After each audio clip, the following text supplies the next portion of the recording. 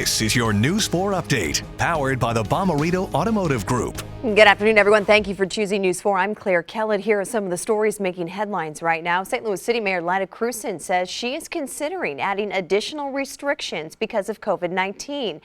She expressed the most concern with the number of young people who are getting infected.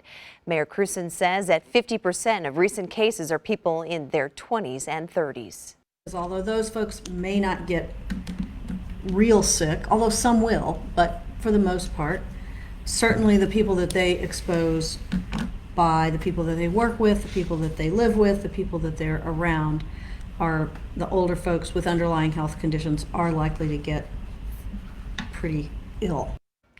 Hospitalizations for the virus in the St. Louis area have remained steady over the last week, about 280, but Mayor Krewson says the number is too high. She also pointed to the rising number of people on ventilators and in the ICU. The mayor says that unless the situation improves in the next couple of days, more restrictions are likely, and she could potentially reduce some capacity guidelines. St. Louis County reduced capacity guidelines about a week and a half ago. In Missouri, there were no new deaths reported in the past 24 hours, and with more than 1,000 new cases yesterday, the state surpassed 60,000 total cases. Across the river in Illinois, they reported another 1,300 new cases with one death. That is the first time since July 26th the state has reported just a single death. For a quick check of the forecast now, we send things to meteorologist Kent Earhart. Sometimes you just have to take incremental improvements, and we are seeing improvement. Now, yesterday was 97 degrees. Today, we're not going to get as hot or as stormy as we saw yesterday with the heavy rains, although we do have some pretty persistent and heavy rains in the southwest part of the viewing area this morning. 86 degrees today, not as hot, obviously. Some spot storms still possible, though, on a westerly wind at about 4 to 8 miles per hour.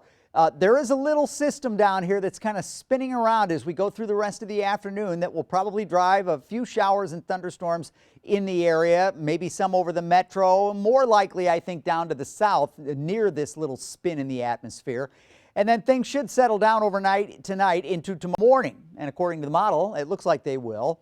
And then during the day tomorrow, with the heating, we'll probably bubble up a couple of showers or thunderstorms. There's an old front in the area, and that could be the kind of the impetus to help force some of these showers and thunderstorms. And but I don't expect a lot of rain, and I don't expect anything heavy or severe, so that's good. 87 degrees tomorrow with a chance of storms, and then we're talking about some afternoon storms on Thursday. This is typical August weather here with highs in the upper 80s and a daily rain chance, although the rain doesn't look like it's going to be overwhelming over the next few days. It does look as though things may cool down a little bit and dry out the first part of next week. Thank you, Kent, and that is your News 4 update. Remember, we are always online at kmovie.com and your KMovie News app.